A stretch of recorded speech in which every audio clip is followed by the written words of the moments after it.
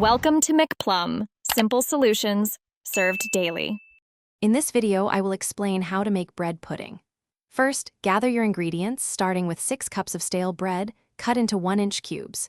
You'll also need 4 large eggs, 2 cups of whole milk, and 1 cup of heavy cream. Don't forget half a cup of granulated sugar, 1/4 cup of packed brown sugar, and 2 teaspoons of vanilla extract. A pinch of salt and half a teaspoon of ground cinnamon complete our list. Next, in a large bowl, whisk together your 4 large eggs, 2 cups of whole milk, and 1 cup of heavy cream. Add the half cup of granulated sugar, 1/4 cup of brown sugar, 2 teaspoons of vanilla extract, half a teaspoon of cinnamon, and a pinch of salt. Whisk until everything is well combined and the sugars have dissolved.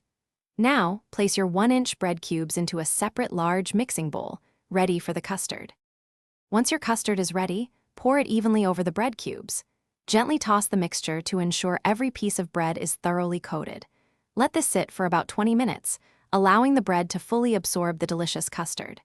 This soaking step is crucial for a moist pudding. After soaking, pour the entire mixture into a greased 9 by 13 inch baking dish. Bake it in a preheated oven at 350 degrees Fahrenheit for 45 to 55 minutes. Your bread pudding is ready when a knife inserted into the center comes out clean and the top is golden brown. Remove it from the oven and let it cool for 10 to 15 minutes before serving. This allows it to set properly and makes it easier to scoop. Serve your warm, comforting bread pudding with a dollop of whipped cream, a scoop of vanilla ice cream, or a drizzle of your favorite sweet sauce. It's truly a delightful dessert. Also, be sure to check the description for a link to Darn Tough Socks and other great deals. Thanks for watching. Stay juicy and subscribe.